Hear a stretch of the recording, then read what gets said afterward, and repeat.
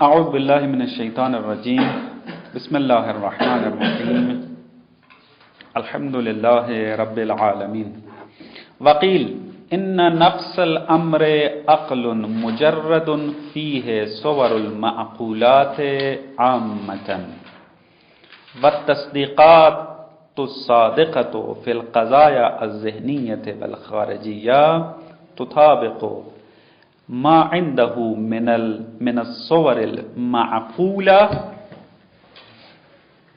وفی ہے۔ بحث ہماری نفس الامر میں چل رہی تھی کہ جب یہ کہا جاتا ہے کہ فلانا قضیہ سچا ہے یا جھوٹا، تو جواب میں یہ کہا جاتا ہے کہ آپ دیکھیں کہ آیا وہ قضیہ نفس الامر کے مطابق ہے یا نہیں ہے۔ اگر وہ مطابق ہے تو پھر وہ سچا ہے، اگر مطابق نہیں ہے تو وہ جھوٹا ہوگا۔ سوال پھر یہ اٹھا کہ یہ نفس الامر ہے کیا چیز، تاکہ ہم یہ دیکھ سکیں کہ قضایا مطابق نفس الامر ہیں یا نہیں ہیں۔ اس میں مختلف نظریات موجود ہیں فیلسوفان کے درمیان۔ علامہ نے فقط یہاں پر دو نظریوں کو ذکر کیا ہے، ایک اپنا نظریہ اور ایک خواجہ نصیر الدین طوسی کا نظریہ۔ اپنے نظریے میں یہ بیان کیا کہ نفس الامر ثبوت عام کو کہا جاتا ہے کہ جو شامل ہے وجود خارجی کو بھی اور وجود ذہنی کو بھی۔ پس آپ اپنا قضیہ دیکھیں، قضیہ کس مورد کا ہے۔ اگر اس کا موضوع اور حکم خارجی ہوگا تو آپ خارج میں اس کا نفس الامر دیکھیں گے، یعنی اس خارج قضیہ خارجیہ کا مطابق و نفس الامر کون ہوگا؟ خارج ہوگا۔ لیکن قضیہ اگر ذہنیہ ہوا تو پھر اس وقت اس کا نفس الامر کون ہوگا؟ ذہن ہوگا، وجود ذہنی ہوگا۔ آج جو ہے وہ یہ فرماتے ہیں کہ خواجہ نصیر الدین طوسی فرماتے ہیں کہ نفس الامر عقل مجرد ہے۔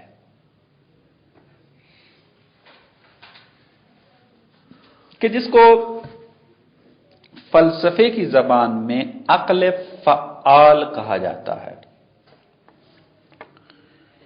مشائین کے فلسفے میں جب وہ خلقت کی بحث کرتے ہیں تو عقول کی بات درمیان میں آتی ہے۔ مثلا وہ کہتے ہیں کہ سب سے پہلے خداوند متعال نے عقل اول کو خلق کیا، پھر عقل اول نے کیا کیا؟ عقل ثانی کو خلق کیا، اور اسی طریقے سے سلسلہ چلا جاتا ہے عقل عاشر تک، 10ویں عقل تک۔ اس 10ویں عقل کے بعد پھر عالم مادہ آتا ہے، جس عالم میں ہم زندگی گزار رہے ہیں۔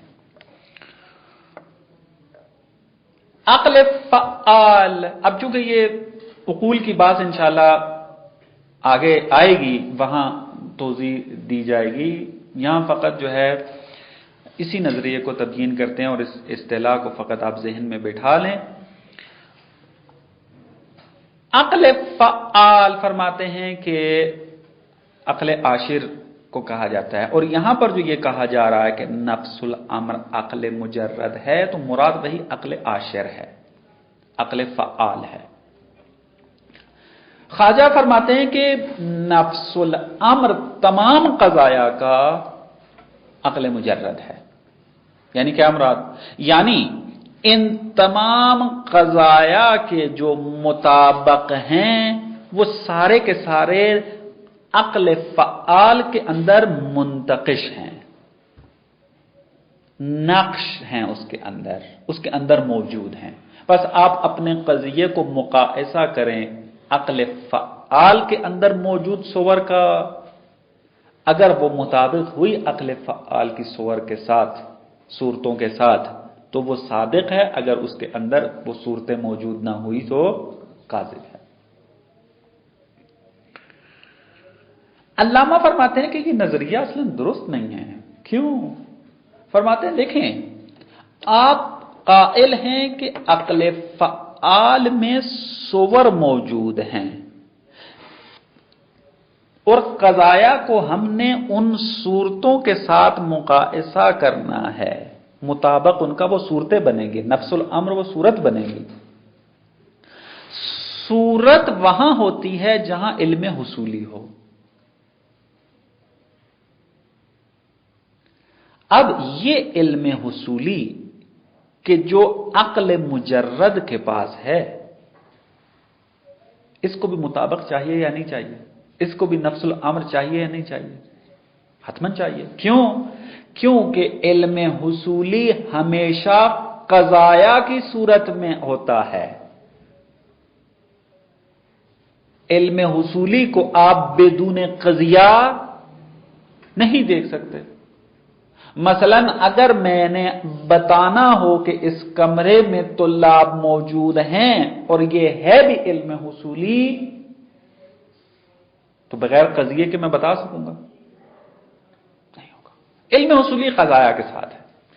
پس جب آپ خواجہ نصیر الدین طوسی قائل ہیں کہ عقل مجرد کے اندر تمام تصدیقات موجود ہیں اور تصدیقات جو ہیں وہ قضایا کی صورت میں ہوتی ہیں، اور قضیے کو حتماً نفس الامر کی ضرورت ہوتی ہے، تو پس عقل مجرد میں جو تصدیقات موجود ہیں، جو قضایا موجود ہیں، ان کا نفس الامر کون ہے؟ اگر آپ کہیں گے کوئی اور ہے تو آپ کا نظریہ باطل ہو جائے گا۔ کیوں؟ کیونکہ آپ نے کہا کہ قضایا کا نفس الامر کون ہے؟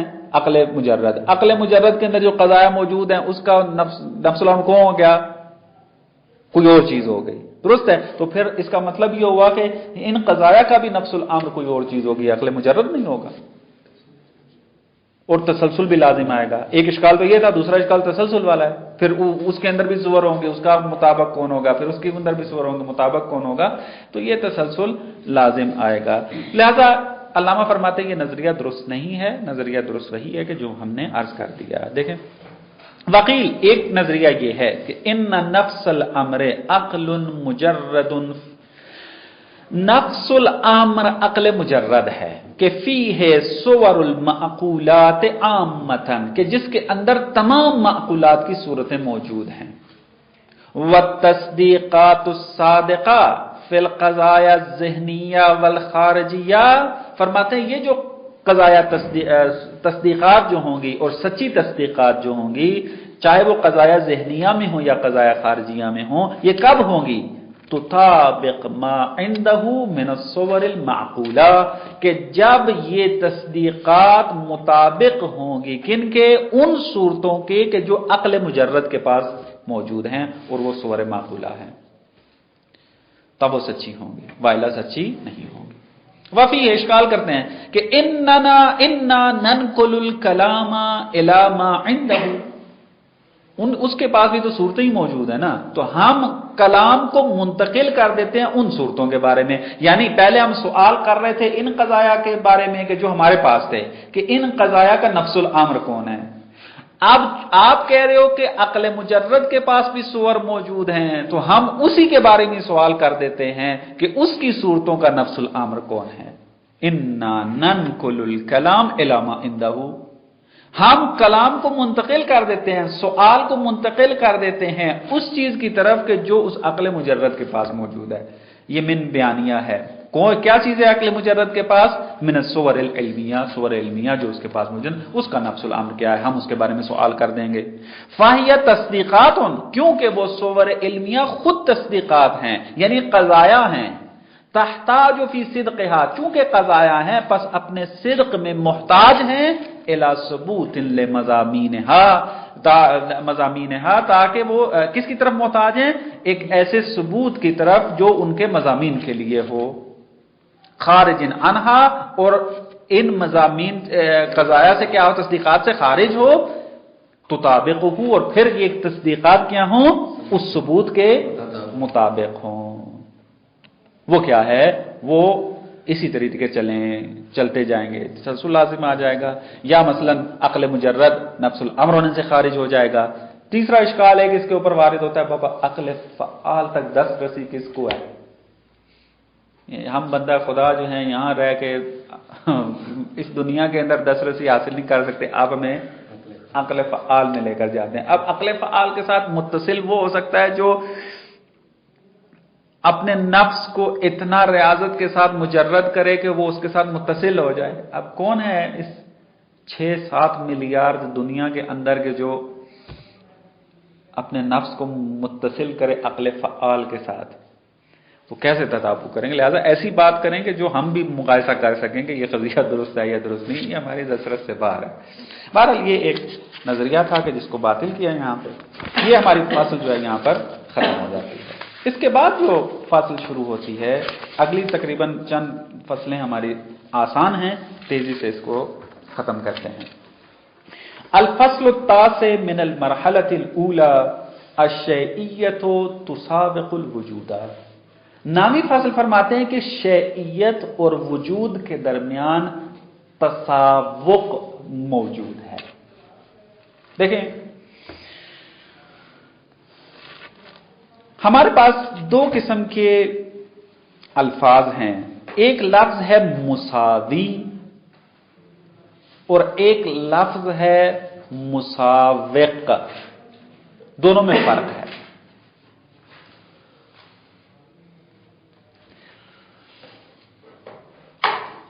مساوق اخص ہے مساوی سے. مساوی کہاں ہوتا ہے؟ کہاں اطلاق ہوتا ہے مساوی کا؟ مثلا میں مثال کے ساتھ آگے چلتا ہوں. ایک مرتبہ آپ کہتے ہیں الانسان ناطق، اور ایک مرتبہ آپ کہتے ہیں الانسان ضاحک.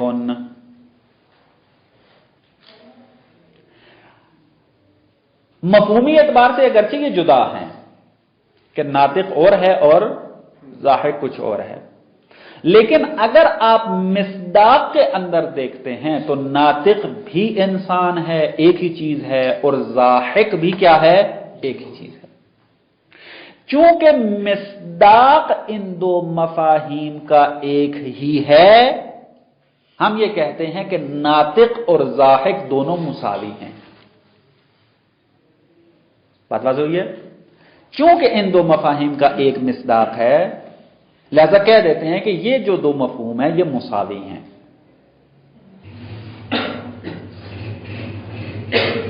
اب انسان ناطق ہے، آیا ضاحک ہونے کی وجہ سے یا نطق رکھنے کی وجہ سے؟ نطق رکھنے کی وجہ سے. یعنی ضاحک ہونے کے اعتبار سے وہ ناطق نہیں ہے، بلکہ چونکہ نطق رکھتا ہے اس وجہ سے وہ ناطق ہے. اسی طریقے سے ضاحک کے اندر انسان کو جو ضاحک کہا جاتا ہے، نہ کہ اس وجہ سے کہ وہ ناطق ہے لہذا ضاحک ہے، بلکہ اس وجہ سے کہ وہ ضحک رکھتا ہے پس ضاحک ہے.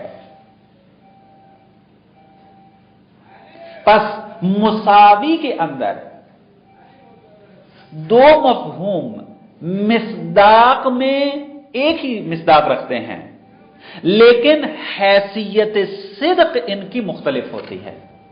مساوی کے اندر حیثیت صدق کیا ہے؟ یہی جو ابھی بیان کر رہا تھا. یعنی ناطق انسان پر کس حیثیت سے صدق کر رہا ہے؟ آیا ذہن کی صدق سے، ذہن کی حیثیت سے صدق کر رہا ہے؟ یعنی چونکہ ضاحک ہے پس ناطق ہے؟ نہ، اس وجہ سے نہیں تھا، بلکہ چونکہ نطق رکھتا ہے پس ناطق ہے. پس معلوم ہوا کہ مساوی کے اندر حیثیت صدق جدا ہوتی ہے. دو مفہوم ایک مصداق میں اگرچہ متحد ہیں، لیکن ان کا صدق کرنا ایک مصداق کے اوپر یہ جدا ہے، ان کی حیثیت جدا ہے. ناطق اگر صدق کرے گا تو اپنی حیثیت کے ساتھ، ضاحک اگر صدق کرے گا تو اپنی حیثیت کے ساتھ. مثلا ایک اور مثال آسان دیتا ہوں. ایک مرتبہ آپ کہتے ہیں کہ زید عالم، اور ایک مرتبہ آپ کہتے ہیں زید قائم. اب زید کے اوپر دو مفہوم صدق کر رہے ہیں، پس معلوم ہوا کہ قائم اور عالم دونوں مساوی ہیں.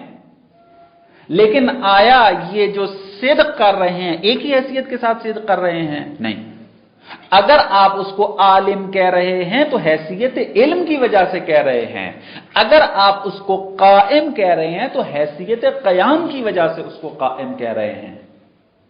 पस मुसावी के अंदर हैसियत सिद्क जुदा होती हैं,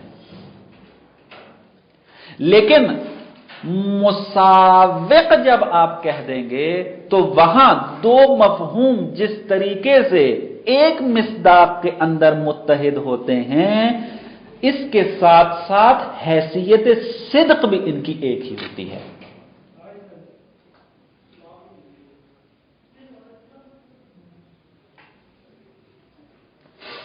हैसियत सिद्क भी उनकी एक ही होती है।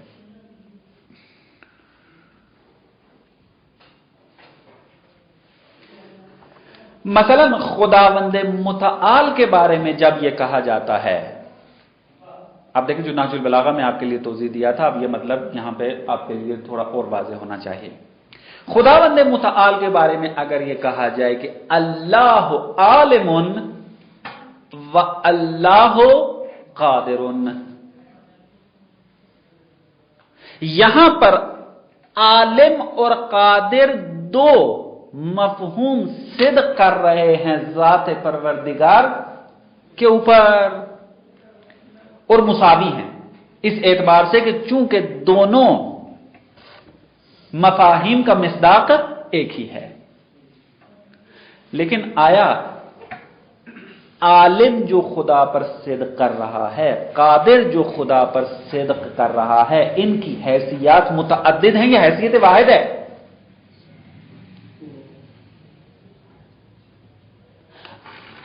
अगर कहें कि हैसियत मुतअद्दिद हैं तो सिफात जाहिर बर ज़ात हो जाएंगी।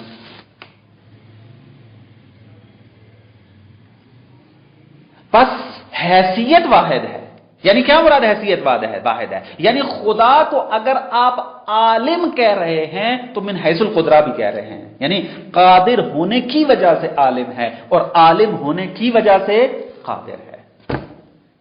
ऐसा नहीं है कि इल्म की हैसियत से आलिम इतलाक करे उसके ऊपर और कुदरत की वजह से उस पर क्या करे, कादिर इतलाक करे। ना, इल्म की हैसियत हो तब भी उस पर कादिर होना सिद्क आएगा, अगर कुदरत की हैसियत हो तब भी उस पर आलिम होना सिद्क आएगा।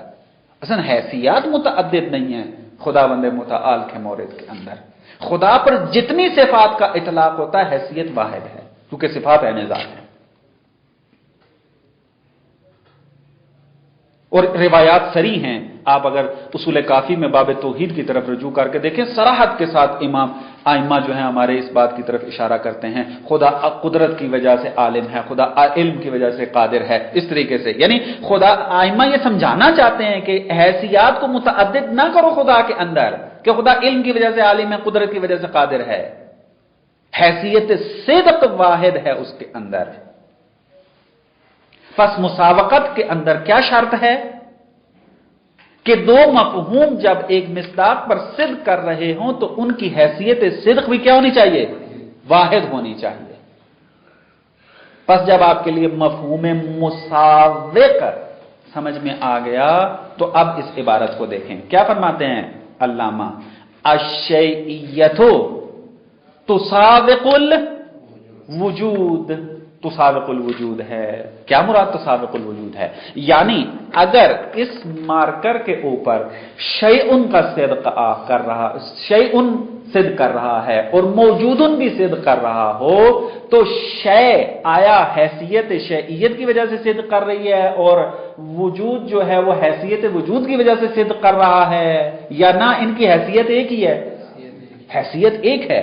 शै है पस मौजूद है, मौजूद है पस शै, ऐसा हैसियत जुदा नहीं है। अगर ये मौजूद शै ना हो तो अदम हो जाएगा। अदम हो जाएगा भाई। ये नतीजा कब निकलेगा कि अगर शै ना हो तो मादूम होगा, कि जब आप शैइयत को मुसाविक वजूद करार दे दें, ये नतीजा है उसका। पता जो ये बस उन्वान आपके लिए वाज़ेह हो जाना चाहिए कि अश्शैइयतु तुसाविकुल वजूद, कि शैइयत मुसाविक है वजूद के, यानी जहां जहां भी मौजूदुन सिद्क करेगा वहां शैउन भी सिद्क करेगा।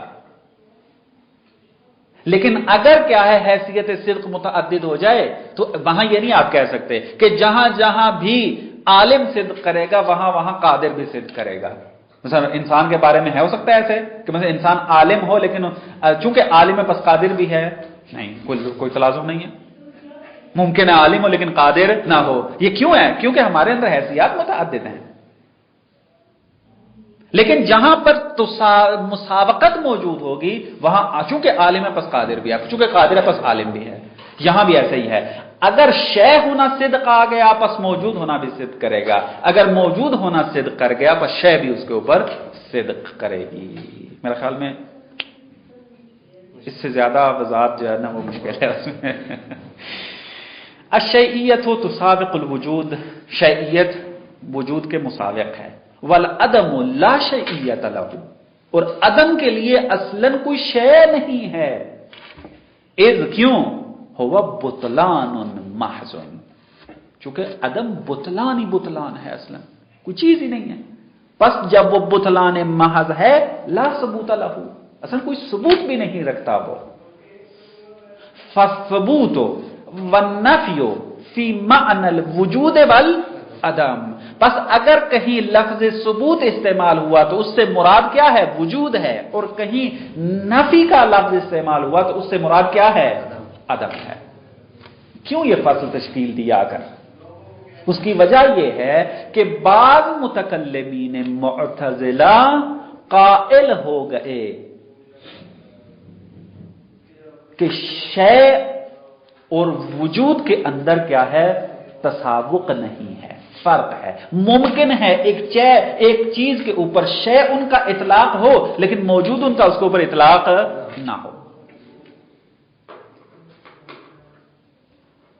चूंकि यह नजरिया इख्तियार किया मुतकल्लिमीन मुअतज़िला ने, लिहाजा यह फसल तश्कील दी आकर कि शयइयत और वजूद में असलन कोई तफावत नहीं है, तसावी नहीं बल्कि तसावुक रखते हैं, और इसका मुअतज़िला का नजरिया जो है वो बातिल हो जाता है। इसी वजह से यहां कहते हैं व अनिल मुअतज़िला, नजरिया जिक्र करते हैं कि अन्न सबूत अअम्म मुतलका मिनल वजूद, कि सबूत आम है वजूद से। जरूरी नहीं है कि जिस पर सबूत का सिद्क करे उस पर वजूद का भी सिद्क हो। यानी मुमकिन है एक चीज साबित तो हो लेकिन मादूम हो।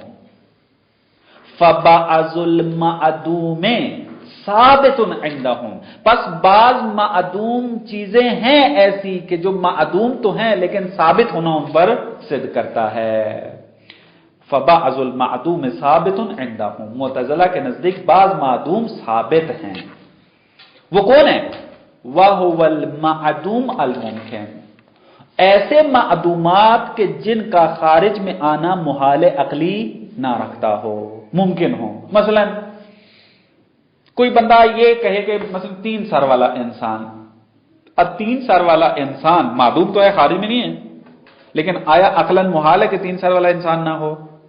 नहीं। 2 सर वाले इंसान तो पैदा हो गए हैं, तीसरे सर वाला का कोई पता नहीं है, मसलन हो जाए, मुश्किल नहीं है, आ सकते हैं। उसके अगर शराइत फराम कर दी 3 सर वाला इंसान भी आ जाएगा, दुरुस्त। अब मादूम मुमकिन जो इस किस्म के मादूम हो कि जो मादूम तो हैं, खारिज में वजूद नहीं रखते लेकिन है मुमकिन, यानी आ सकते हैं, कोई मुहाले अकली लाजिम नहीं आता उनके बाहर आने की वजह से, यानी खारिज में आने की वजह से। तो इन मादूम मुमकिन को मुअतज़िला कहते हैं ये साबित हैं। बस 3 सर वाला इंसान मादूम है, बस ये 3 सर वाला इंसान मौजूदुन तो नहीं है लेकिन साबितुन है, साबित का इतलाक होगा। बस नतीजा क्या निकलेगा? व यकून हीना इज़िन अन्नफियो अखस्सा मिनल अदम। ये तो था सबूत और वजूद का राब्ता आपस में। अब कहते हैं नफी जो है वो अखस हो जाएगी अदम से। यानी क्या मुराद? मुराद ये है कि जो मादूम मुमकिन है उन पर अदम तो सिद्क कर रहा है लेकिन नफी सिद्क नहीं करेगी। क्यों? नफी सिद्क करती है उसके ऊपर के जो मुमतने हो, यानी शरीके बाली उसके ऊपर नफी का सिद्क हो सकता है, लेकिन 3 सार वाले इंसान के ऊपर नफी का सिद्क नहीं हो सकता। यानी नहीं कह सकते कि 3 सार वाला इंसान मनफी है, यानी खारिज में नहीं, मनफी के साथ आप आकर खारिज में होने की उसकी नफी कर दें ना, मनफी का लफ्ज आप उसके बारे में इस्तेमाल नहीं कर सकते, क्योंकि नफी का लफ्ज मुतज़िला कहां इस्तेमाल करते हैं कि जहां पर मादूम मुमतने हो, यानी खारिज में असलन आ ही ना सकता हो, जैसे शरीक बारी का मसलन। बस फरमाते हैं इस वक्त जो है वो नफी अखस हो जाएगी अदम से, वला यशमुलु इल्लल मादूमल मुमतने, बस ये नफी जो है ये मादूम मुमतने को फकत शामिल होगी। कि इस तरीके से आके मुतज़िला ने नजरिया इख्तियार किया। लेकिन बाज जो मुतकल्लिमीन हैं अन बाज़हिम एक दूसरा नजरिया देते हैं आकर, वो असलन आके कहते हैं कि वजूद और अदम दोनों नकीज नहीं हैं, इन दो के दरमियान एक वास्ता मौजूद है, यानी जो उसके बारे में हम कह सकते हैं कि ये ना मौजूद है ना ही मादूम है। यानी अभी तो हम क्या कहते हैं, दोनों नकीज हैं, यानी एक चीज या मौजूद हो सकती है या मादूम हो सकती है। आप अगर कहेंगे कि मसलन किताब ना मौजूद है ना मादूम है, तो ये इर्तिफा नकीज है ना, मुहाल है, असल नहीं हो सकता। किताब या मौजूद है या मादूम है। लेकिन मुतज़िला के बाद मुफक्किरीन ने आकर कहा कि ना, हो सकता है कि एक चीज जो है वो उस पर मौजूद भी सिद्क ना करे और मादूम भी सिद्क ना करे। वो कौन सी चीजें हैं? हाँ, जो अभी आई नहीं। कौन सी चीजें हैं ना? सिफात इजाफिया, मसलन आलमियत ना, आलिम नहीं, इल्म नहीं, बल्कि आलमियत, राज़िकियत, ये इस किस्म की जो सिफात हैं जो इंतजाई हैं, इनको कहते हैं सिफात इंतजाई के इल्म को देखते हुए हमने आलमियत को इंतजा किया। कहते हैं ये जो सिफात इंतजाई हैं ये आलमियत खारिज में मौजूद हैं, नजर आती हैं आपको? नहीं आती। खारिज में या अगर नजर आता है तो इंसान नजर आता है, या उसके आसार के जरिए इल्म नजर आता है, आलमियत तो नजर नहीं आती। बस इसके ऊपर सिद्क मादूम उनका सिद्क होगा या नहीं होगा, यानी मौजूदुन इस पर सिद्क करेगा या नहीं करेगा? नहीं करेगा। इस तरफ से चलें, मौजूदुन सिद्क नहीं करेगा, यानी ला मौजूद है। आया मादूम है? क्योंकि मादूम अगर हो तो आलमियत किसकी सिफत है? ये सिफत इंतजाई किसकी सिफत है? इस ज़ैद की जो खारिज में है, उसी के इल्म को देखकर हमने क्या किया है? आलमियत को इंतजा किया है। बस अगर इसको मादूम बना देंगे तो इसका मतलब है कि खारिज में इल्म ही नहीं है असल। बस इसके ऊपर मादूम होना भी सिद्क नहीं होता, बस ला मौजूदुन भी सिद्क कर रहा है और ला मादूम भी। ये बस एक चीज आलमियत, ला मौजूदतुन वला मादूमतुन। बस सिफात इंतजाइया एक ऐसा मोरद है कि जहां मौजूदुन भी सिद्क नहीं करता, मादूम भी सिद्क नहीं करता। इसको कहते हैं हाल के। मुतज़िला किसके कायल हैं? हाल के, तशदीद अलाम के ऊपर, हाल के नहीं, हाल के, यानी वास्ता है वजूद और अदम के दरमियान। कहते हैं बाज़ मुतज़िला इस नजरिए के कायल हुए, अन बाज़हिम अन्ना बैनल वजूद वल अदम वासिततन, वजूद और अदम के दरमियान वासिता मौजूद है। अब ये अन बाज़हिम मैंने जो लिखा है यहां पर, जैसे अशाइरा में से इमामुल हरमैन कायल है, जुवैनी, इमामुल हरमैन जुवैनी, काजी अबू बकर बाकलानी इसका कायल है, और मुअतज़िला में से अबू हाशिम अल जुब्बाई कायल है इसका। यानी ये मुख्तलिफ मुतकल्लिमीन हैं, सारे अहले सुन्नत से हैं, यानी शिया इस किस्म की बेवकूफ़ाना बातें नहीं करते।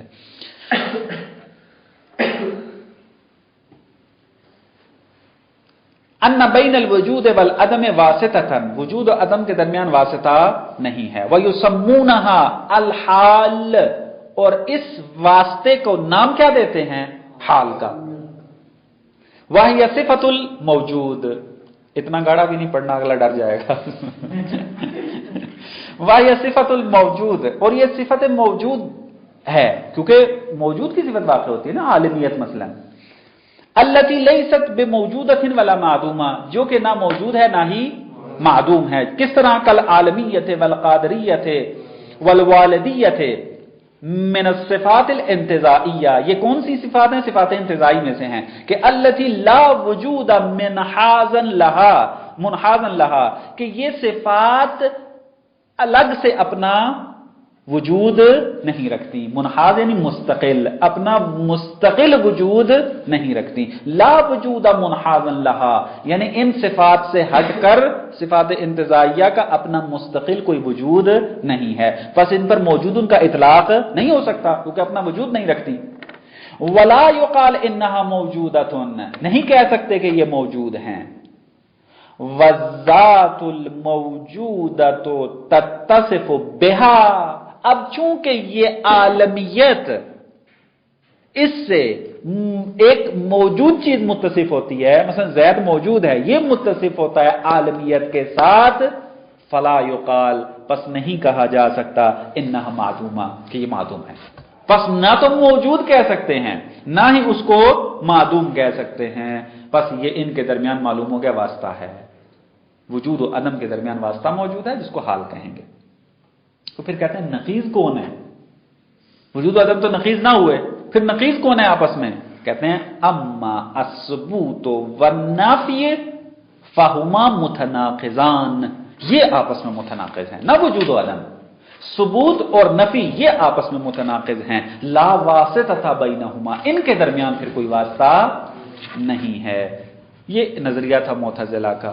علامہ جواب نہیں دیتے، یہ کہتے ہیں یعنی علمی گالی دیتے ہیں ان کو، کیا وَهَذِهِ كُلُّهَا أَوْهَامٌ يَكْفِي فِي بُطْلَانِهَا قَضَاءُ الْفِطْرَةِ، یہ سارے وہم ہیں ان کے، اور ان کے بطلان میں فقط فطرت کی قضاوت کافی ہے. فطرت کیا کہتی ہے؟ بِأَنَّ الْعَدَمَ بُطْلَانٌ لَا شَيْئِيَّةَ لَهُ، کہ بطلان ہے عدم محض، عدم ہے، عدم جو بطلان محض ہے اور اس کی کسی قسم کی کوئی شیئیت فرض نہیں کی جا سکتی. ایک مطلب آپ کی خدمت میں رکھتا ہوں، معتزلہ اس وادی میں پھنس کیوں گئے؟ وجہ کیا تھی کہ وجود و عدم کے درمیان حال کے قائل ہو جائیں اور پھر کہیں وجود و عدم آپس میں متناقض نہیں ہیں، ثابت اور نفی جو ہیں یہ آپس میں متناقض ہیں، یہ اور معدوم کو شے قرار دے دیا. اور کیا کی وجہ بنی؟ وجہ بنی علم الہی.